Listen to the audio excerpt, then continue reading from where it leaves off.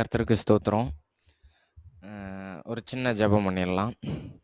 ஸ்தோத்திரங்களை அன்பா நேசிக்கிற பரலோக தகப்பனே, எங்களை ஆசீர்வதியும் அப்பா, பலப்படுத்தும் ஆண்டவரே. மீண்டுமாக கூட 2025 2வது மாதம் ஆண்டவரே சமூகத்தில் கூடும்படியாக நாங்கள் வந்திருக்கிறோம். என் தேவன் அறிவீர். முதலாவது ஆண்டவரே, எங்களுடைய இருதயத்தையும் ஆண்டவரே எங்களுடைய உள்ளத்தை எங்களை முழுவதுமாக தேவன் பரிசுத்தப்படுத்துவீராக. உம்முடைய ஆவியினாலே உம்முடைய இரத்தத்தினாலே எங்களை நீர் சுத்திகரியும் தகப்பனே. ஆண்டவரே, உம்முடைய சமூகத்திற்கு வருவதற்கு முன்பதாக ஆண்டவரே நாங்கள் பரிசுத்தப்பட்டிருக்க வேண்டும். எங்களுடைய பாவங்கள் கழுவப்பட்டிருக்க வேண்டும் தகப்பனே. அப்படியாக எங்களை சுத்திகரித்து ஆண்டவரே எங்களுடைய இருதயம் எங்களுடைய செவிகள் எல்லாவற்றையும் என் தேவன் விருத்த சேதனம் உள்ளதாக மாற்றுவீராக. ஆண்டவரே, எங்களை நீர் பரிசுத்தப்படுத்தும். எங்களோடு கூட நீர் இடைபடுவீராக. ஆண்டவரே, எங்கே 2-3 பேர் நாமத்தினாலே கூடி ஜெபிக்கிறார்களோ அங்கே நான் வாசம் பண்ணுவேன் என்று சொல்லியிருக்கிறீர் அப்பா. ஆண்டவரே, இந்த இடத்துல நீர் இருக்கிறீர். ஆண்டவரே, இருந்தீர், இருக்கிறீர், இருப்பீர் என்று நாங்கள் விசுவாசிக்கிறோம். ஆண்டவரே, இந்த இடத்துல உம்முடைய பிரசன்னம் ஆண்டவரே வெளிப்படட்டும் அப்பா. எந்த ஒரு இடையூறும் வராதபடிக்கு என் தேவன் துணையா இருந்து எங்களோடு கூட பேசுவீராக, இடைபடுவீராக. மீட்பர் இயேசு கிறிஸ்துவின் மூலம் ஜெபிக்கிறேன் என் ஜீவனுள்ள நல்ல பிதாவே. ஆமென், ஆமென். நான் எதுவும் அதுக்கெல்லாம் ப்ரிப்பேர் பண்ணல. ப்ரிப்பேர் பண்ணலங்கிறத விட உண்மையிலே எனக்கு இந்த மாதம் முழுக்க போராட்டம் அப்படின்னு நான் சொல்லலாம். போன வருஷம் ஃபுல்லாகவே ஒவ்வொரு மாதமும் ப்ரேயர் உண்மையிலே ரொம்ப உற்சாகமாக இருந்துச்சு. நான் இன்னைக்கு இது ஒரு சாட்சி மாதிரி தான் இருக்கும்னு நான் நினைக்கிறேன். நான் வசனம் அந்தளவுக்கு ஒன்றும் இல்லை, சாட்சி மாதிரி நான் சொல்கிறேன். ஆனால் என்னுடைய இந்த மாம்சத்துலேயும் சரி, இந்த ஆவியிலையும் சரி, என்னை உயிர்ப்பிக்கிற ஒரு விஷயமா நான் ஒரு காரியமாக அந்த இதை எதை பார்க்குறேன்னா, நான் இந்த ப்ரேயரை பார்க்குறேன். உண்மையிலே இந்த 2025 1ஆம் தேதி இங்கே நாங்கள் ஜெபம் பண்ணணும். ஊரில் ஒரு சில காரியங்கள் நடந்துச்சு, ஒரு மரணம். சரி, அங்கே நம்ம பண்ண வேணாம் அப்படின்னு இங்கே அவ்வளோ பாரப்பட்டு எல்லாரும் இங்கே 1ஆம் தேதி ஜெபம் பண்ணோம். அன்னைக்கு உண்மையிலே எனக்குள்ள இருந்த பாரம் உண்மையா நான் தான் ஜெபம் பண்ணேனா அப்படிலாம் எனக்கு தெரியாது. உண்மையா அவ்வளோ பாரமா இருந்துச்சு. அப்படி நான் ஜெபம் பண்ணேன். அந்த பாரம் அதுக்கப்புறம் ஒரு வாரத்துக்கு இருந்துச்சு, ஒரு 2 வாரத்துக்கு இருந்துச்சு. அப்புறம் திரும்ப இதே மாதிரி போன மாசம் ப்ரேயர் நம்ம கூடணும், ஜெபம் பண்ணணும். ஆனா அந்த ஜெபத்துக்கு அப்புறம் இந்த ஜெபத்துக்கு வந்த இந்த இடைப்பட்ட நாள்ல உண்மையா என்னால ஆண்டவர் கூட இருக்க முடியல. என்னடா இதுல இருக்குது, இதையே படிச்சிட்டு இருக்கிற பைத்தியம் மாதிரின்னு சொன்னுச்சோ, அதே வாய் இன்னைக்கு இந்த போன ப்ரேயருக்கு அடுத்து இந்த ப்ரேயர் வரையும் எப்பயும் உட்காந்து படிச்சுட்டே இருப்ப. நீ என்னடா இப்பெல்லாம் உட்காந்து படிக்கிறதே இல்லை. படிப்பேன், அந்த மாதிரி நான் படிக்கலங்கிறத அவன் சொல்றான். நான் ஓகே, நம்ம ஆண்டவர்கிட்ட டைம் ஸ்பெண்ட் பண்ணணும், நான் உட்காருவேன், ஜெபம் பண்ணுவேன், நான் படிப்பேன். ஆனா அவன் சொன்ன அந்த வார்த்தை உண்மையா அவன் சொல்லாமலே எனக்கு குத்தப்பட்ட ஒரு காரியம் தான் அது. ஆனா அவன் சொல்லும் போது எனக்கு ரொம்ப ஒரு வருத்தமா இருந்தது. உண்மையிலே நான் ஆண்டவர்கிட்ட நெருங்கல அப்படின்னு. அப்படியே மனசு கஷ்டமா இருக்கும். ஏன்டா உட்கார மாட்டேங்கிறோம் ஆண்டவர்கிட்ட, பைபிள்கிட்ட ஏன் உட்கார மாட்டிருக்கோம், வசனத்தை ஏன் தியானிக்க மாட்டிருக்கிறோம் அப்படி சொல்லி வருத்தமா இருக்கும். ஆனா படிச்சிருவேன். நம்ம படிக்கிறோங்கிறது வேற, அவரு கூட இணையிறது வேற. அந்த டிஃப்ரெண்ட் நமக்கு தெரியும்ல. அப்ப எனக்கு ரொம்ப வருத்தமா இருந்துச்சு. நான் ஒரு வசனம் நான் ஸ்டார்டிங்ல இருந்து நான் வாசிச்சுட்டு வந்துட்டு இருக்கேன் பைபிள. இப்போ நான் லேவியராகமத்தில் இருக்கிறேன். லேவியராகமத்தில் பார்த்தீங்கன்னா 20வது அதிகாரம் 24வது வசனம், அந்த கடைசி வார்த்தையை நான் வாசிக்கிறேன். உங்களை மற்ற ஜனங்களை விட்டு பிரித்தெடுத்த உங்கள் தேவனாகிய கர்த்தர் நானே. இந்த லேவியராகம் ஃபுல்லா பார்த்தீங்கன்னா உன் கர்த்தராகிய தேவன் நானே, உன் தேவனாகிய கர்த்தர் நானேன்னு அவர் அவர் அடையாளப்படுத்துவார். ஆண்டவர் அடையாளப்படுத்துவார். இங்க ஃபுல்லா பாத்தீங்கன்னா பலியிடக்கூடிய காரியங்கள், நீங்க என்ன தப்பு பண்ணா என்ன பலியிடணும் அப்படின்னு வரிசைப்படுத்திட்டே வருவார் ஆண்டவர் இந்த இடத்துல பாத்தீங்கன்னா. அதே மாதிரி எதை பண்ணினாலும் முதல்ல பலியிட்டுறணும் அப்படின்னு சொல்லுவார் ஆண்டவர். பலி தான் ஃபர்ஸ்ட். பலி அதாவது ஒரு ரத்தம் தான் நம்மளை என்ன பண்ணும், சுத்தப்படுத்தும் அப்படின்னு சொல்லிட்டு. உண்மையிலே இந்த ஜபம் என்ன உண்மையா இந்த ப்ரேயர் என்னை நடத்துது. என்ன போன மாசத்துக்கும் இந்த மாசத்துக்கும் இடையில நான் எங்கெங்கேயோ டிராவல் பண்ணியிருக்கேன், பைக்ல ஃப்ரெண்ட்ஸோட போயிருக்கேன், வந்திருக்கிறேன். இடையில எத்தனையோ மரணங்கள், எத்தனையோ பேர் நான் கேள்விப்பட்டு, என் கிளாஸ்ல ஒரு பொண்ணோட அவங்க அம்மா டெத் ஆயிட்டாங்கன்னு சொல்லி கூட அதுக்காக நாங்கள் பிரயாசப்பட்டு ட்ரிபிள்ஸ் போகிறோம். அவன் சொல்றான், அங்க போலீஸ் இருப்பான், இங்க போலீஸ் இருப்பான். யாரு இருந்தா என்ன? நம்ம போறது வந்து எனக்கு அன்னைக்கு ஆக்சுவலா அந்த அந்த அவங்க அம்மா இறந்துட்டாங்க. அந்த பொண்ணோட அம்மா இறந்துட்டாங்கன்னு தெரியறதுக்கு முன்னாடி வரையும் நாங்க வேற ஒரு பிளான்ல இருந்தோம். ஒரு இடத்துக்கு போகணும். ஒரு ஆத்துக்கு போய் குளிச்சுட்டு, அதாவது ஜாலியா இருந்துட்டு வரலான்னு ஒரு பிளான் பண்ணி வச்சிருந்தோம். சடனா ஒருத்தன் ஃபோன் பண்றான். இப்படி சொன்ன உடனே எனக்கு ரொம்ப கஷ்டமாயிருச்சு. அண்ணன் ஒரு சில நாள்லாம் என்ட்ட சொல்லியிருக்கிறாரு. அண்ணன் சொல்லியிருக்கிறாரு. அண்ணன் சொன்னது இல்லாம வசனத்தையும் அது சொல்லியிருக்குது. கல்யாண வீட்டுக்கு போறத பார்க்கிலும் துக்க வீட்டுக்கு போறது நலம் அப்படின்னு சொல்லியிருக்குது. வசனம் சொல்லியிருக்கு. அப்போ உண்மையிலே என் ஃப்ரெண்டும் ஒருத்தன் சொல்லிட்டான். ஃபோன்ல வந்து ஒரு கான்ஃபிடன்ஸ்ல தான் பேசுறோம். அவன் சொல்றான் இருக்கும் அப்படின்னு சொல்லியிருக்கு. ஓகேன்னு நாங்க அதுக்காக பிரயாசப்பட்டு நாங்க வந்து போனோம். அப்போ கூட என்ன வந்தாலும் பார்த்துக்கலாம். என்ன நடந்தாலும் பார்த்துக்கலாம் அப்படி சொல்லிட்டு போனோம். அப்ப எத்தனையோ மரணங்கள். ஒரு மரணத்துக்காக நான் அந்த காரியத்த சொன்னேன். தொடர்ந்து மரணம் வந்து அங்க இங்கன்னு மரணம், ஊர்ல டெத்துங்கிறாங்க, திடீர்னு ஆக்சிடென்ட்ங்கிறாங்க. நெறைய இத்தனை காரியங்கள தாண்டி நான் உண்மையா ஒரு மறுதலிச்சேன். ஆண்டவர ஒவ்வொரு நாளும் மறுதலிச்சுட்டு இருக்கிறேன். ஆண்டவர் வந்து அந்த எரேமியாவுல சொல்ற அந்த வசனத்தின்படி, அவரு இப்ப இந்த இடத்துல இருந்தாருன்னா கேட்பாரு. "ஏன் மகனே நீ ஒவ்வொரு நாளும் என்ன மறுதலிக்கிற? என்கிட்ட நீ என்ன அநியாயத்த பார்த்த?" அப்படின்னு கேட்பாருன்னு நான் நினைக்கிறேன். உண்மையா அவ்வளோ ஒரு அன்பான ஒரு தேவன், அவ்வளோ ஒரு வைராக்கியமான ஒரு தேவன். நம்ம மேலலாம் அவர் வச்ச அந்த அன்புக்கு அளவு என்ன அப்படின்னு கேட்டோம்னா, இப்படி யாருமே அளவ காட்டியிருக்க மாட்டாங்க. இன்னைக்கு நான் என் அம்மாட்டயோ, அப்பாட்டயோ, "அப்பா என் மேல எவ்வளோ அன்பா வச்சிருக்கிறீங்க? என் மேல உங்களுக்கு எவ்வளோ அன்பு இருக்குன்னு" காட்டுனா, ஒருவேளை எங்க அப்பா சொல்லலாம், "நான் உனக்காக இங்க ஒரு காடு வாங்கி போட்டிருக்கேன். உனக்காக பாரு ஒரு பெரிய வீடு கட்டியிருக்கேன். உனக்காக நான் என்ன வேணா செலவு பண்ணுவேன். உனக்கு என்ன வேணும் நான் வாங்கி தரேன்." அப்படின்னு அவங்க ஒரு அன்புக்கு ஒரு அளவு வைப்பாங்க. அந்த அளவு வந்து ஒரு உலகத்துல ஒரு குறிப்பிட்ட ஒரு மதிப்பா தான் இருக்குமே தவிர, எவ்வளோ என் மேல அன்பு வச்சிருக்கேன்னு கேட்கும்போது, தன்னோட கைய விரிச்சு, தன்னுடைய ரத்தத்த சிந்தி, ஒரு அடிக்கப்படக்கூடிய ஒரு ஆட்டுக்குட்டியா, அதாவது சாகறது ஈஸி.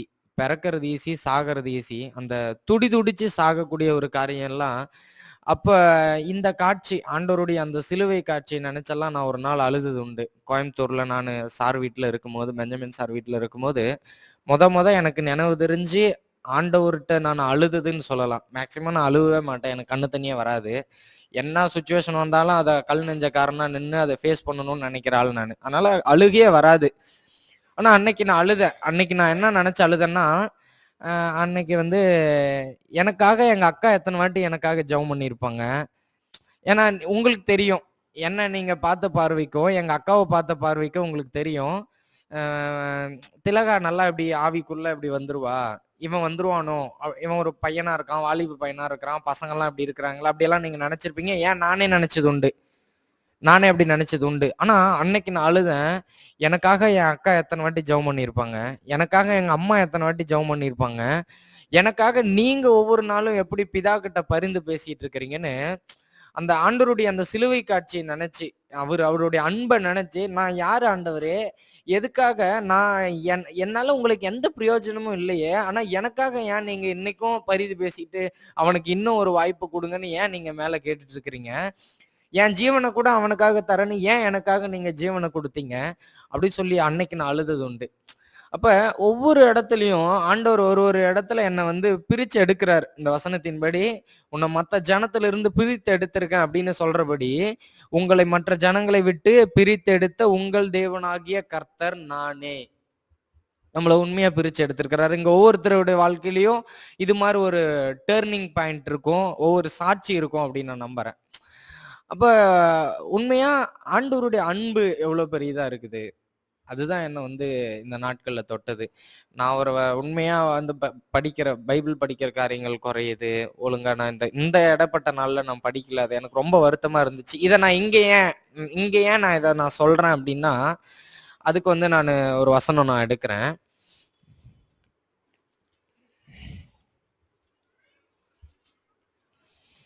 அதுக்கு வந்து பாத்தீங்கன்னா, லேவியராகமம் 14:35 நான் வாசிக்கிறேன். அந்த வீட்டிற்கு உடையவன் வந்து வீட்டிலே தோஷம் வந்திருக்கிறதாக தோன்றுகிறது என்று ஆசாரியனுக்கு அறிவிக்க கடவன். ஆக்சுவலா இங்க இருக்கிற சம்பவம் ஒரு ஆண்டவர் சொல்றாரு அந்த பலிகளையும். லேவியராகமம் 14:35. அப்ப இங்க வந்து பாத்தீங்கன்னா அ அப்ப இதுல வந்து ஒரு தோஷத்தை குறிச்சு, ஒரு அதுக்கு முன்னாடியெல்லாம் பார்த்தீங்கன்னா, குஷ்டரோகத்த குறிச்சு சொல்லிட்டு வருவாரு. இப்படியெல்லாம் சொல்லிட்டு வர்றாரு. இத நான் எப்படி எடுத்துக்கிறேன்னா, உண்மையிலே நான் ஆவிக்குரிய வாழ்க்கையில நான் தோஷம் உள்ளவனா இருக்கிறேன். உண்மையிலே ஆவிக்குரிய வாழ்க்கையில நான் குஷ்டரோகியா இருக்கிறேன். அப்படி இருக்கேன்னா, அதாவது இங்க சொல்லப்படுது, அ இருக்கிறதாக தோன்றுகிறது என்று. ஒருவேளை தோணுச்சுன்னா கூட, நான் பாவின்னு தோணுச்சுன்னா இல்ல உண்மையிலே நம்ம பாவி தான். நம்ம வந்து நம்ம தோன்ற இடத்துலலாம் இல்ல. உண்மையிலே நம்ம பாவியா இருக்கிறோம். அப்படி இருக்கு அப்படின்னா, என்ன பண்ணணும் அப்படின்னா, அந்த ஆசாரியனுக்கு அறிவிக்க கடவன் அப்படின்னு இருக்கு. நான் உண்மையா பார்க்கிறேன். இந்த இடத்துல வந்து நீங்க மேல, நான் கீழ, அவங்க கீழ, இவங்க மேல அப்படின்ற ஒரு வேறுபாடே இல்லாம, நம்ம எல்லாரும் கிறிஸ்துவுக்குள்ள சகோதர, சகோதரிகளா, ஒரே சபையா, ஒரே மனவாட்டியா, ஒரே யவன ஜனமா நம்ம இந்த இடத்துல கூடியிருக்கிறோம். ஒன்றாக அண்ணன் சொன்னது போல ஒன்றாக கூட்டி கட்டப்பட்டிருக்கிறோம். கட்டிட்டு இருக்கிறோம். இந்த இடத்துல நம்ம அப்படி இருக்கோம்.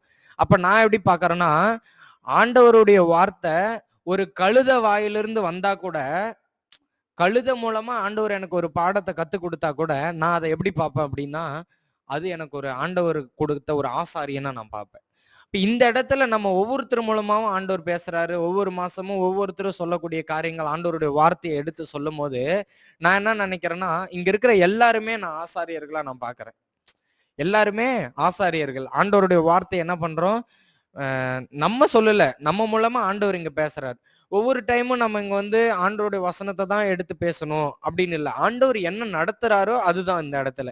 அது மாரி இந்த இடத்துல வந்து நான் நினைச்சுக்கிட்டே இருந்தேன். நான் வந்து இங்க போய் ஏன்னா இது ஒரு கடமையா மாறிறக்கூடாது.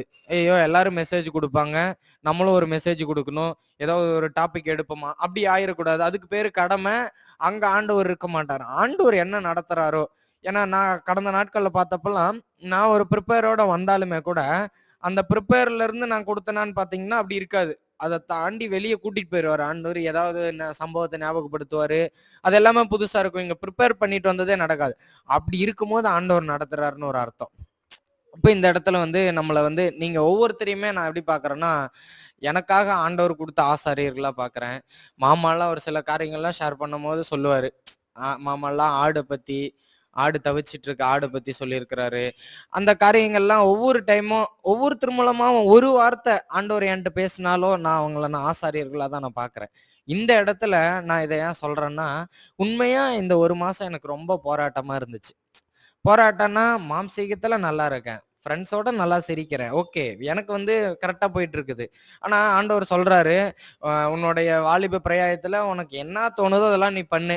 கடைசியா ஒரு லைன் இருக்கும். என்ன ஆனாலும் நீ வந்து இங்க வந்து நிக்கணுங்கிறத மட்டும் நீ மறந்துறாத. தேவன்ட்ட வந்து நிக்கணும். தேவ சந்நிதியில வந்து நிக்கணுங்கிறத மறந்துறாத. அப்படி சொல்லி வசனம் இருக்குது. அப்ப எனக்கு ஒண்ணே ஒண்ணு தோணுச்சு. என்ன ஆனாலும் வந்து நிக்கணும்னு எனக்கு இப்ப வசனம் ஆண்டவர் சொல்லிட்டாரு. அதுக்காக நான் என்ன வேணா பண்ணிக்கலாம் அப்படின்னு நினைச்சா அது தப்பு தானே. அப்படின்னு சொல்லி ஒரே ஒரு குற்ற உணர்வாவே எனக்கு வந்து இருந்துச்சு. ரொம்ப கஷ்டமா இருந்துச்சு. அத நான் இங்க ஷேர் பண்ணணும். எனக்காக வந்து நீங்க எல்லாம் ஜெபம் பண்ணிக்கணும் அப்படிங்கறதுக்காக நான் இந்த இடத்துல சொல்றேன். அ எனக்கு உண்மையிலே இன்னைக்குமே அன்னைக்கு சொன்னதுதான். இன்னைக்குமே ஒவ்வொரு நாளும் என் வாழ்க்கையில வந்து நான் ஆண்டவருக்காக போகணும். ஆண்டவருக்காக ஓடணும். ஆண்டவருடைய விருப்பம். அண்ணன் சொன்னாரு. உங்களுக்காக நாங்க அத பண்ணணும், இத பண்ணணும்னு சொன்னவங்களெல்லாம் பார்த்து நீங்க அக்கிரமக்காரரேன்னிட்டாரு. அதனால எனக்கு வந்து அத பண்ணணும், இத பண்ணணும்னு இல்ல. உங்கள்ல யாரு சிறியவனோ அவனுக்கு நீ எத பண்றியோ அத எனக்கு பண்ணுன்னு நீ அப்படி சொல்லி ஆண்டவர் சொல்றாரு. அப்படிப்பட்ட ஆண்டவருடைய அன்ப, ஆண்டவருடைய சாயல வெளிப்படுத்தணுங்கிற ஆசை ரொம்ப அதிகமா இருக்குது.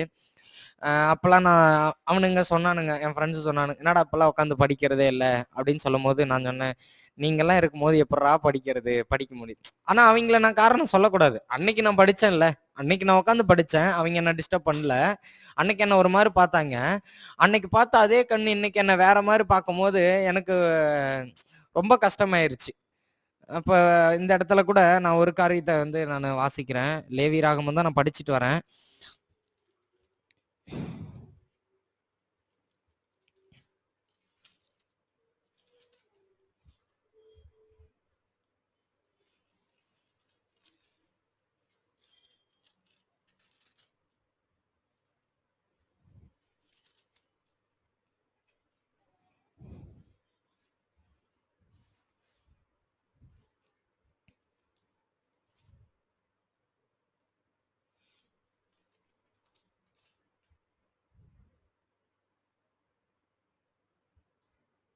அதாவது ஒரு இடத்துல இருக்கும். அந்த உங்கள வந்து எகிப்து தேசத்திலிருந்து வர பண்ணின போதும், அதே மாரி நீங்க கானானுக்குள்ள போறீங்க. அங்க இருக்கிறவங்களுக்குள்ளயும் இருக்கிற அக்கிரமம்னு சொல்லி ஒரு லிஸ்ட் இதுல வச்சிருப்பாரு. லேவியராகமத்துல பார்த்தீங்கன்னா, இவ்ளோ அக்கிரமம் பண்றாங்க. அதனால அவங்கள வந்து நான் என்ன பண்ணுவேன் அப்டின்னா, அப்புறப்படுத்திருவேன் அப்டி சொல்லி அந்த லிஸ்ட் எல்லாம் வச்சிருப்பாரு ஆண்டவரு. அதான் அந்த இடத்துல அத நானு படிக்கும்போது என்னன்னா, எகிப்திலிருந்து கூட்டிட்டு வராரு. எகிப்திலயும் அந்த பாவம் இருந்துச்சு, அக்கிரமங்கள்லாம் இருந்துச்சு. திரும்ப நான் உன்ன கானானுக்கு கூட்டிட்டு போப்போறேன். அவிங்க கிட்டயும் இந்த பாவம், அக்கிரமம் உங்களுக்கு முன்னின்று அவங்கள நான் வந்து என்ன பண்ருவேன், அகற்றுவேன் அப்டி சொல்லுவாரு. உங்களுக்கு முன்னாடி நின்னு நான் அவங்கள எல்லாம் தொரத்துவேன் அப்படின்னு. அப்ப ஒண்ணு மட்டும் நம்ம புரிஞ்சுக்கணும் அப்படின்னு நான் நினைச்சேன் அந்த இடத்துல. என்ன நினைச்சேன் அப்படின்னா, ஆண்டவர் நம்மள ஒரு இடத்துல இருந்து கூட்டிட்டு போவாரு. நம்ம என்ன நினைச்சிட்டோம், கானான்னாலே இன்னைக்கு நம்ம வந்து ஓகே அந்த உதாரணமா நம்ம ஒப்பிடலாம். கானான்ங்கிறது ஆண்டவர் எகிப்துங்கிறது உலகத்துல இருந்து நம்மள பிரிச்சு கானான் என்கிற ஒரு பரலோகத்தை நோக்கி, ஒரு பாலும் தேனும் ஓடுகிற இடத்தை நோக்கி ஆண்டவர் கூட்டிட்டு போறாரு அப்படின்னு நம்ம ஒரு ஆவிக்குரிய அர்த்தத்துல எடுக்கலாம். ஆனா அது அப்படியே ஒரு வசனம் அப்படியே வசனத்தின்படி எடுத்தோம் அப்படின்னா, கானான்ங்கிறதும் ஒரு போராட்டம் நிறைஞ்ச ஒரு இடம் தான். அங்கேயும் அநேக இது ஜாதிகள் நிறைந்தவர்கள்லாம் இருக்கிறாங்க. பெரிய பலவான்கள் இருக்கிறாங்க. ஆனா அவங்கெல்லாம் இவங்களை பார்த்து பயந்துட்டு இருந்தாலுமே அவங்கள பார்த்து இந்த ஜனம், ஆண்டவர் விடுதலை பண்ண ஜனம் பயப்படுது. இது என்ன அந்த வசனம் நான் வாசிக்கும் போது எனக்கு புரிஞ்சுன்னா, எங்க போனாலுமே போராட்டம் உண்டு. எங்க போனாலுமே பிசாசு இருப்பான். எங்கேயுமே அந்த அக்கிரமங்கள் இருக்கும். அந்த சுபாவம் இருக்கும். அதுல அதை எப்படி நம்ம ஜெயிக்கலாம் அப்படின்னு நினைச்சோம்னா ஜெயிக்க முடியாது. அதுல எப்படி தேவனை பிடிச்சிக்கலாம் அப்படின்னு நம்ம நினைக்கும் போது, அதாவது முக்கியமா அண்ணன் ஒரு இடத்துல சொல்லும் போது கூட ஆண்டவர் நிறைய ஆயுதங்களை தரிச்சுக்கோங்கன்னு சொல்றாரு.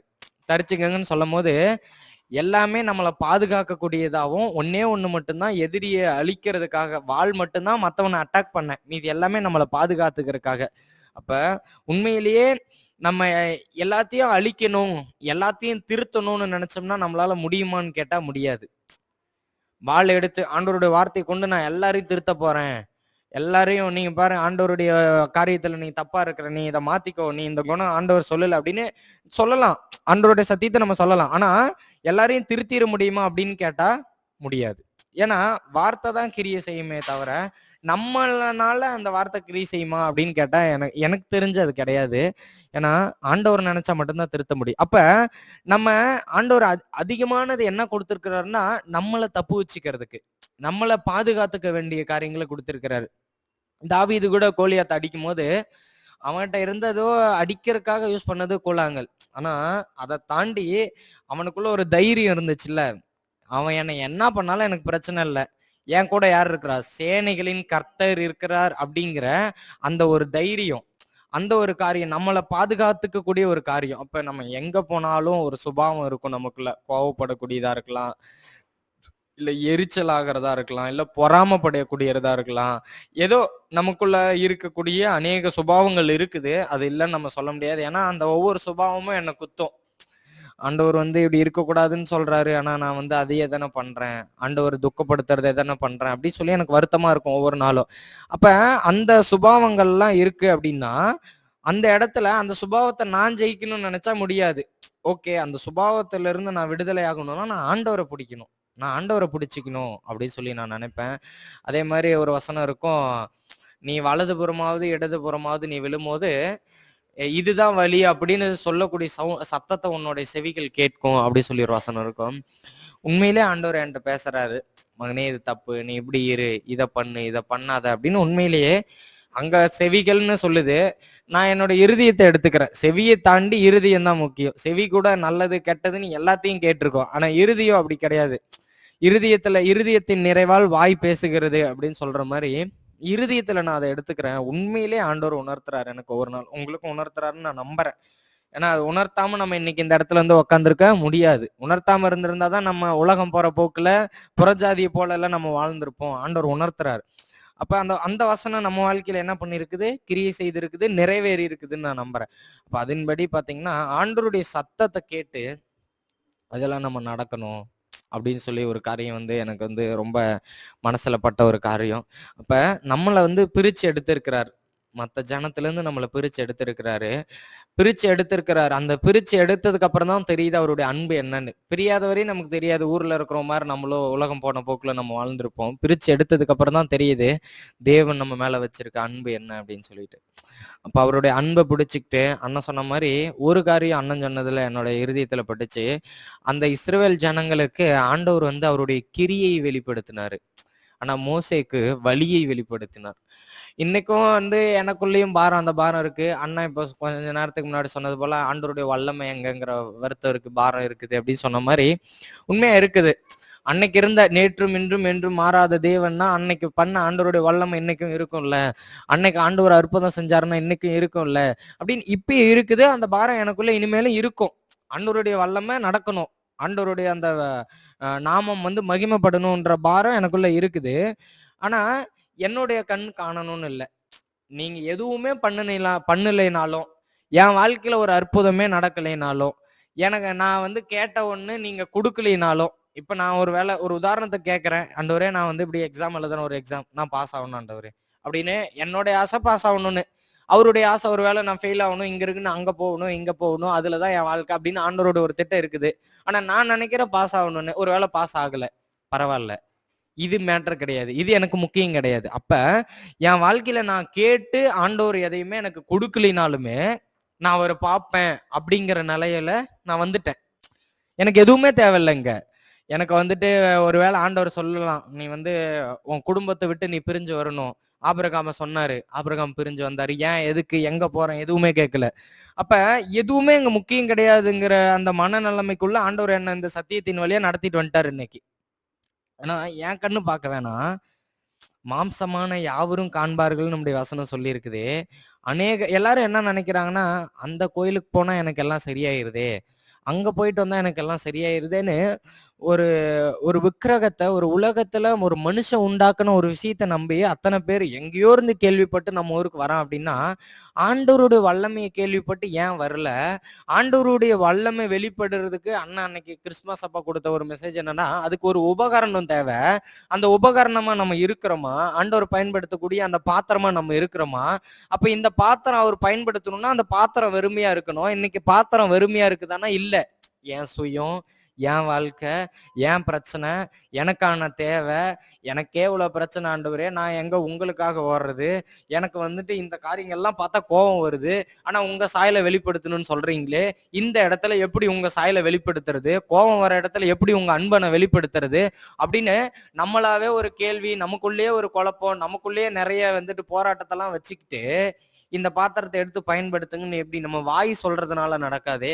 ஒரு இடத்துல எரேமியாவிலே வசனம் சொல்லுது, அவங்களுடைய வாய் துதிக்குது, அவங்களோட இருதயமோ தூரமா இருக்குதுன்னு ஆண்டவர் வருத்தப்படுறாரு. வாயினால துதிக்கிறாங்க. பார்க்கும்போது என்ன நினைப்பாங்க, இந்த பொண்ணு நல்லா வொர்ஷிப் பண்ணுதுப்பா, இந்த கூட்டம் நல்லா, இப்ப வெளியே ஒரு 3வது மனுஷன் வராப்புல, பரவாயில்ல நம்ம கூட இப்படி இருக்கமா இல்லையே, உங்க பாருப்பா ஒன்னா கூடி ஆண்டவரை ஆராதிக்கிறாங்க, அவங்க தேவனை மகிமைப்படுத்துறாங்கன்னு சொல்லலாம்.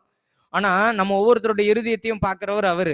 நம்ம இருதயம் எங்க இருக்குது? ஒரு பிரச்சனையை நினைச்சுக்கிட்டு இருக்குதா, இல்ல ஐயோ பிரேயர் முடிச்சுட்டு அங்க போகணுமே, அதை பண்ணணுமே, இதை பண்ணணுமேன்னு அடுத்த காரியங்களை குறிச்சு ஞாபகமா இருக்குதா அப்படின்னு சொல்லி நம்ம யோசிச்சோம்னா நமக்கு தான் தெரியும்.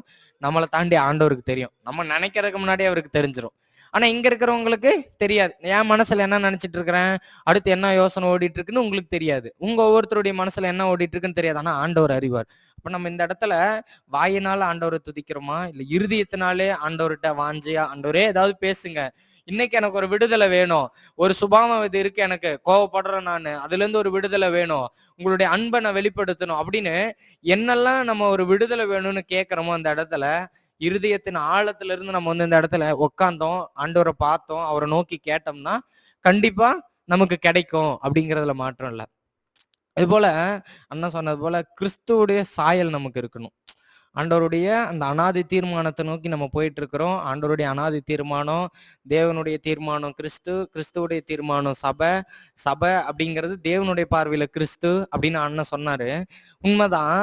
அப்ப அந்த சபை என்ன பண்ணணும்? கிறிஸ்துவுக்குள் சொன்னது மாதிரி கிறிஸ்துவுக்குள் அப்படின்னா அவருடைய குணத்துக்குள்ள அடங்கணும், அவருடைய செயலுக்குள்ள அடங்கணும். ஆண்டவர் எப்படி இருந்தார்? அமைதியா இருந்தாரு. அந்த அந்த நிலை மாறணும்னு அண்ணன் சொன்னாரு. அந்த பொசிஷன் மாறணும் அப்படி சொல்லி. இயேசுடைய பொசிஷன் என்ன அப்படின்னா, அண்ணன் சொன்னாரு சிங்காசனத்துல உட்காந்துட்டு இருக்க பொசிஷன். ஆனா அதுக்கு முன்னாடி அவர் இந்த உலகத்துல இருந்த நிலை என்ன? ஒரு அடிக்கப்பட்ட ஆட்டுக்குட்டி, அடிக்கப்பட போகிற ஆட்டுக்குட்டின்னு ஒரு நிலையில இருந்தாரு. எல்லாரும் அழகும் சௌந்தரியமும் உள்ள ஒரு மனுஷனா இருக்க வேண்டிய ஒருத்தர, அந்த மூஞ்செல்லாம் ரத்தமா யோசிச்சு பாருங்க, அந்த அந்த காட்சி எப்படி இருக்குன்னு.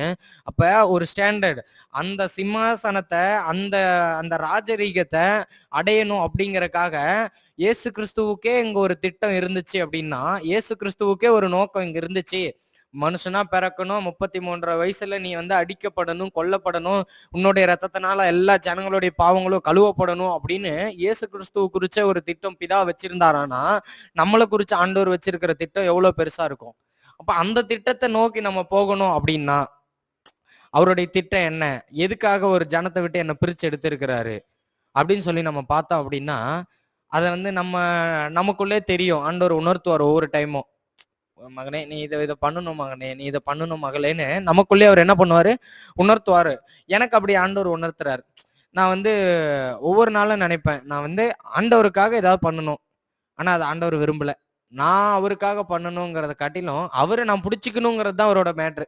நீ மகனே நீ எனக்காகலாம் நீ அதை பண்றேன் இதை பண்றேன் பலியிடுறேன் அதை பண்றல இல்ல, நீ உன் இருதயத்துல நான் தான் அப்படின்னு நீ நினைச்சுக்க, என்ன நீ பிடிச்சிக்க, என்ன மாதிரி நீ நட, என்னுடைய சாயலை நீ வெளிப்படுத்து அப்படின்னு சொல்லி ஆண்டவர் சொல்றாரு.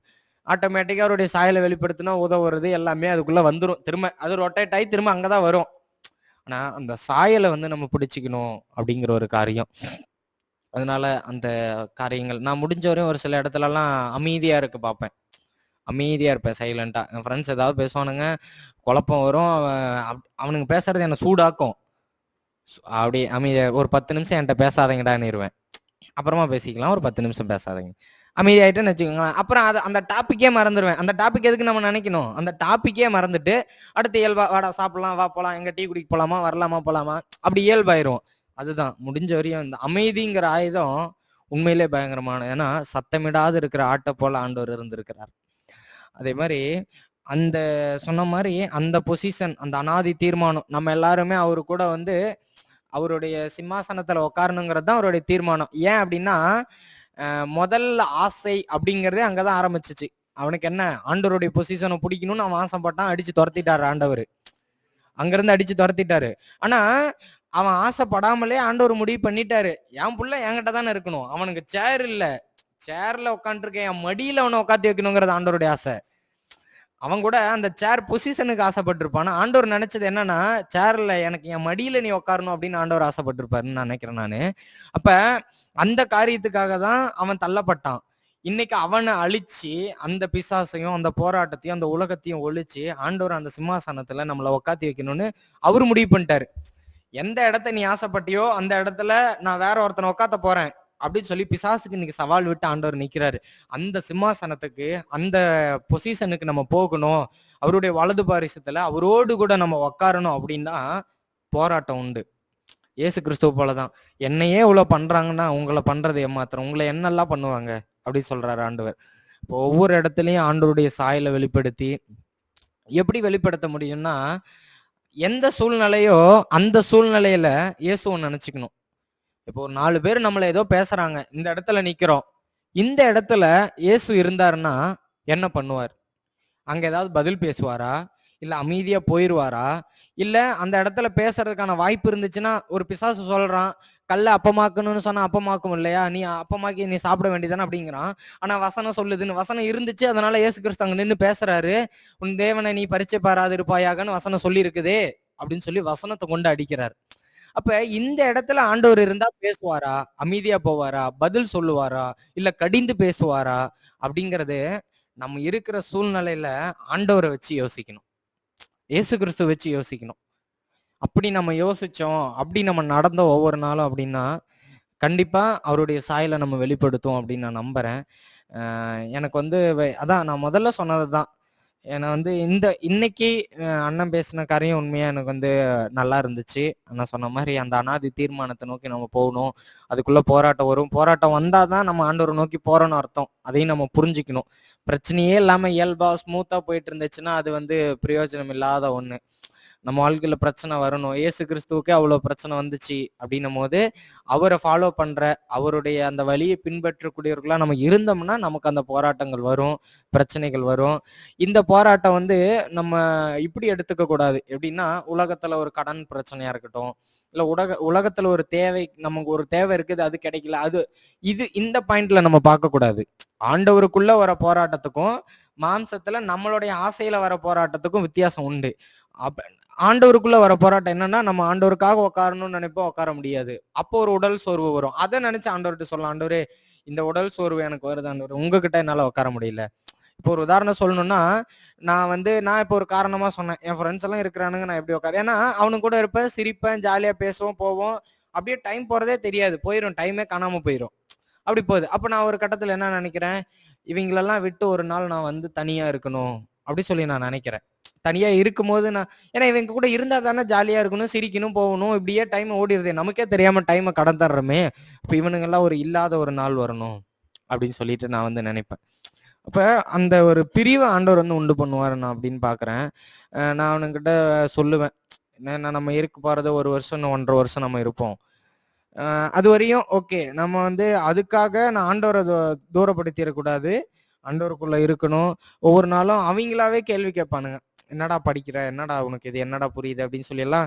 நான் அந்த ஆபிரகாமு, யாக்கோபு, ஈசாக்கெல்லாம் படிக்கும் போதெல்லாம் படிச்சுட்டு அவங்க கிட்ட அந்த ஸ்டோரி சொல்லுவேன். இதுதான் இப்படி ஒரு மனுஷன் இருந்தாப்புல, இப்படி வந்தாங்க, இதுதான் வந்து ஜென்ரேஷன் இப்படின்னு ஒரு சில காரியங்கள்லாம் நான் சொல்லுவேன். அதெல்லாம் கேட்பாங்க, கேட்டுட்டு அது ஒரு இன்ட்ரெஸ்டா கேட்பானுங்க. அப்போ ஒரு திருப்தி, ஓகே நம்ம கூட ஆண்டவர் கொடுத்த ஒரு 2-3 ஃப்ரெண்ட்ஸுனாலும் அவங்களுக்கு நம்ம ஆண்டவரை பத்தி சொல்லிடணும். இப்படியே சொல்லுவேன், இப்படி வசனம் சொல்லுது, நீ வந்து கோவப்படக்கூடாதுன்னு சொல்லுது, இந்த இடத்துல நீ இப்படி பண்ணக்கூடாதுன்னு சொல்லுது, இதெல்லாம் பாவம்னு சொல்லுது, இதை வந்து சொல்லிடணும், இது வந்து எல்லாரும் மேலேயும் விழுந்த கடமைன்னு சொல்லிருச்சு, நான் உன்கிட்ட சொல்லிட்டேன், இது தப்புன்னு உனக்கும் தெரியும், அதையும் தாண்டி நீ செஞ்சீன்னா அதுக்கான தண்டனை உனக்கு தானடா அப்படின்னு சொல்லி எல்லாம் நான் சொல்லிடுவேன். அப்படியெல்லாம் நான் சொல்லியிருக்கிறேன் ஒரு நாள். அதனால அந்த மாதிரி ஆண்டவர் வந்து என்னை வந்து நடத்திட்டு வர்றாரு.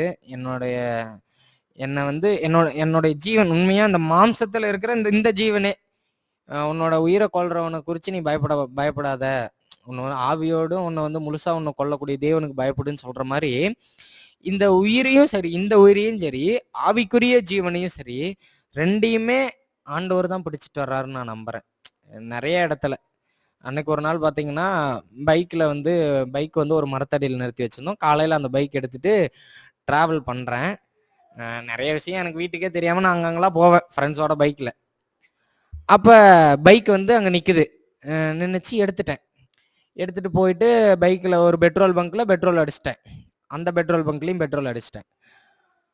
இல்லை, அப்போ வந்து நான் வீட்டுக்கு வரேன். ஓகே, நான் வெளியே போனப்போ டைம் இல்லை, வீட்டுக்கு அங்க பெட்ரோல் அடிச்சுட்டு திரும்ப கரும்புந்தரையில வந்து பெட்ரோல் அடிக்கும் போது அந்த டேங்க் கவரை வந்து காலையில அடிக்கும் போது கொஞ்சம் இருட்டு, கரும்புந்தரையில வந்து அடிக்கும் போது வெடிஞ்சிருச்சு. இப்படி ஓப்பன் பண்றேன், இந்த டேங்க் ஓப்பன் பண்றதுக்கு அந்த இடம், அந்த ஒரு ஓரம் இருக்குல்ல, அந்த கவருக்கு ஓப்பன் பண்ணா அந்த ஓரத்துல இவ்வளவு நீளம் போறான். எங்க ஈரோட்ல இருந்து நான் டிராவல் பண்ணி கரும்புந்தரை போயிட்டேன். கரும்புந்தரை போற வரையும் அது டேங்க் கவர்லயே இருக்குது. அந்த டேங்க் கவர் ஓப்பன் பண்ணா பார்த்தோன்னா பயந்துட்டேன். அப்புறம் இப்படி சாவியை வச்சு இப்படி தள்ளி விட்டேன், என் ஃப்ரெண்டு காலில் மிதிச்சிட்டான். அப்போ பாருங்க எவ்வளோ தூரம் என் கூட. இப்போ என் காலு டேங்க்கு கிட்ட தான் இருக்குது, இந்த பொசிஷன்ல தான் நான் உட்காந்து ஓட்டிட்டு வரேன். இப்போ அவ்வளோ பெரிய ஒரு பிரச்சனை, இதை ஒரு நான் சாட்சியா நான் சொல்லணும் இந்த இடத்துல. அந்த பூரா நல்லா இவ்வளோ பெருசு இருக்கும், இவ்வளோ மொத்தத்துக்கு. அப்போ யோசிச்சு பாருங்களேன். அப்போ உண்மையிலே என்ன ஒரு இடத்துலயும் ஆண்டவர் பார்த்துட்டு வர்றாருன்னு நான் நம்புறேன். நிறைய இடத்துல என்னை பாதுகாப்பா கூட்டிட்டு வர்றாரு, என்னை நடத்துறாரு, என் தேவையை உண்மையிலே சந்திக்கிறாரு. எனக்கு என்ன தேவையோ போதும் அப்படிங்கிற அளவுக்கு இல்லை, அதுக்கு மேலேயே என்னை சந்திக்கிறாரு, என்னை நடத்துறாரு ஒவ்வொரு இடத்துலையும். உண்மையா நான்லாம் சொல்லுவேன், என் வீட்டில் எனக்கு கொடுக்குற காசு நான் பண்ற செலவுக்கு பத்தாத ஒரு காசு தான். ஆனா வீட்டில் கேட்கலாமான்னாலும் கேட்க மாட்டேன் நான், ஏன்னா வீட்டில் என்ன நிலைமைன்னு எனக்கு தெரியும். முடிஞ்ச வரையும் நம்ம யாரையுமே கஷ்டப்படுத்தக்கூடாது. நமக்கு ஒரு தேவையா, நம்ம இருக்கிறத வச்சு நம்ம அட்ஜஸ்ட் பண்ணி நம்ம அதுல நம்ம வந்து இயல்பா போகணும் அப்படின்னு சொல்லி என்ன ஞானமா எங்க எதை பண்ணணும், எப்படி நடக்கணும், எல்லா விஷயத்தையுமே எனக்கு கற்றுக் கொடுத்து ஒவ்வொரு நாளும் ஆண்டவர் நடத்திட்டு வர்றாரு. இந்த 2025லையும் ஒவ்வொரு நாளும் என்ன ஆண்டவர் நடத்தணும் அப்படின்னு சொல்லி ஆண்டவர்கிட்ட என்ன நான் ஒப்பு கொடுக்குறேன். இந்த ஒரு காரியம் நம்ம ஒவ்வொருத்தரையுமே பிரிச்சு எடுத்திருக்கிறார். அந்த ஒரு காரியத்தையும் அவர் நம்ம மேல வச்சிருக்கிற அன்பு எவ்வளவு பெருசுனோ அந்த அன்பை ஏன் வச்சிருக்கிறார் அப்படின்னாலும், அவர் வச்சிருக்கிற அந்த அன்பு நம்மள அந்த பரலோகத்தை நோக்கி, அவருடைய அந்த சிங்காசனத்தை நோக்கி, அந்த அனாதி தீர்மானத்தை நோக்கி கூட்டிட்டு போகுது. அதுக்கு உலகத்துல பாடுகள் போராட்டங்கள் உண்டு. அந்த பாடுகளையும் போராட்டங்களையும் நம்ம ஜெயிக்கணும் அப்படின்னா அதுக்கு இயேசு கிறிஸ்துடைய சாயல் நமக்கு தேவை அப்படிங்கிறத நம்ம புரிஞ்சுக்கிட்டு, ஒவ்வொரு நாளும் அவர் பிரிச்சு எடுத்ததுக்கான காரணத்தையும், அவர் கூட்டிட்டு போறதுக்கான இடத்தையும், அதற்கு நம்ம போய் சேரணும்னா அதுக்கான அந்த பயணம் எப்படி இருக்கும், அந்த பயணத்துல என்ன இருக்கும், அதை எப்படி நம்ம ஜெயிக்கணும், எல்லாவற்றையும் நம்ம இயேசு கிறிஸ்துகிட்ட இருந்து கத்துக்கிட்டு ஒவ்வொரு நாளும் நம்மளை அந்த அந்த பரம அழைப்பை நோக்கி நம்ம பயணம் பண்றதுக்கு ஆண்டவருடைய துணையோடு நம்மளுடைய பாதங்களை எடுத்து அடி வைக்கணும் அப்படின்னு சொல்லி நான் இந்த இடத்துல சொல்றேன். கர்த்தருக்கு ஸ்தோத்திரம். ஆமென். Praise Lord. அல்லேலூயா. ஆமா, உண்மையா தினகரன் சொல்லும்போது தேவன் உணர்த்தின ஒரு காரியம் பாருங்க. பிசாசு ஆசைப்பட்ட ஒரு இடம் இது சிங்காசனம். தேவனுக்கு நிகராவேன். ஆனா அந்த இடத்த தேவன் அந்த மகிமையான இடத்த தேவன் அற்பமும் குப்பையும் தூசியுமான நமக்கு என்ன செஞ்சிருக்காரு, கொடுத்திருக்காரு. எவ்வளவு பெரிய ஒரு காரியம். ஆனா நமக்கு அவரு சம்பாதித்து அவரே கொடுத்திருக்காரு. நீ விசுவாசி, நம்பு அப்படிங்கிறாரு. யோசிச்சு பாருங்க. அல்லேலூயா. அதாவது அந்த கெட்ட குமாரன் கூட அந்த பன்றி கிட்ட இருக்கிறான். பட் அவன் நினைக்கிறான், என்னோட இடம் இது கிடையாது, என் இடம் அப்பா கிட்ட இருக்கணும். அப்ப அப்பா கிட்ட இருந்தது போன உடனே அங்க எல்லாமே நடக்குது. மோதிரத்தை கொடுக்குறாரு. மோதிரம் என்ன, ஒரு அதிகாரம், ஒரு வல்லமை. அப்பா கிட்ட இருக்கும்போது தவிடு திரும்ப வருமா? எவ்வளோ பவர். எந்த சத்துரும் வருவான்? அவனை அந்த பண்ணிக்கிட்ட இருக்கும்போது எவ்வளோ பேர் விலத்தள்ள நண்பர்கள் இப்போ வர முடியுமா? அவனை ஏமாத்தி பணத்தை சொத்தை வாங்கினவங்க திரும்ப நண்பர்கள் அப்பா கிட்ட சண்டை போட முடியுமா? இவனே எதிர்த்து நிற்பான். அப்ப தேவன் அதே பொசிஷனை என்ன செய்யறாரு, கொடுக்கிறாரு. எத்தனை பேருக்கு புரிஞ்சது? ஹல்லேலூயா. அப்ப நம்ம பொசிஷன் மாற வேண்டும். நம்ம அப்பா கிட்ட இருக்கணும். அந்த மோதிரத்தை வாங்கணும். அந்த நம்மளுடைய நமக்கு தேவன் வச்சிருக்கிற அந்த அழைப்பை நம்ம என்ன செய்யணும், உணரணும். தேவன் நமக்கு உதவி செய்வாராக. இது எப்படி அடைய முடியும் செல்வா? விசுவாசத்தினால. நம்ம விசுவாசிக்கணும். எனக்கு தேவன் வச்சிருக்கிற இடம் அதுதான் சொல்லி நம்ம விசுவாசிக்கணும். நான் உன்னதத்தில் அவரோடு கூட இருக்கிறேன். என் மேல தேவன் ஒரு மகிமையான ஒரு தீர்மானத்தை அவர் என்ன செஞ்சிருக்காரு, வச்சிருக்கிறாரு அப்படின்னு சொல்லி அவருடைய தீர்மானத்துக்கு நேராக நம்ம இருக்கும்போது கண்டிப்பா சொன்னது போல இது ஒரு சாதாரண காரியம் கிடையாது. ஏன்னா அந்த பொசிஷனை தேவன் எபேசியர்ல பவுல் மூலமா அவங்களோட பொசிஷனை தேவன் கிறிஸ்துக்குள்ள காட்டுறாரு அந்த சபைக்கு. அதுக்கு அடுத்ததே சொல்லுவாரு. ஆக்சுவலி நான் அடுத்த மெடிடேஷன்ல சொல்ல நினைச்சேன், தினகரன் சொன்னதுனால. அந்த இடத்துக்கு அந்த இடத்தை தக்க வைக்கிறது ஒரு சாதாரண விஷயம் கிடையாது. ஒரு போர். கிட்டத்தட்ட 6ஆம் அதிகாரத்துல அந்த போரை பத்தி தான் சொல்லுவாரு. உண்மையா இல்லையா? நிறைய ஆயுதங்களை குறிச்சு எபேசியர்ல சொல்லுவாரு. அப்ப அங்க ஒரு யுத்தம் நடக்குது. அப்ப நம்ம அந்த பொசிஷனை நம்ம தக்க வைக்கணும்னா கீழே இறங்கி வா நீ அப்படின்னு சொல்ல. உலகத்தின் காரியங்கள், உலகத்தினுடைய அசுத்தங்கள் நம்மளை பிடிச்சி இழுக்கும். ஆனாலும் தேவன் வல்லமையா அவருடைய வல்லமை அதை நிறைவேற்றி முடிக்கும். பாருங்க, இது ஒரு வசனத்துல கூட அவர் சொல்லுவாரு. அவர் பேர் என்ன, நெகேமியாவா? நெகேமியா தான். இந்த அலங்கம் கட்டும்போது சன்பலாத்து தொபியெல்லாம் லெட்ரு அனுப்புவான்.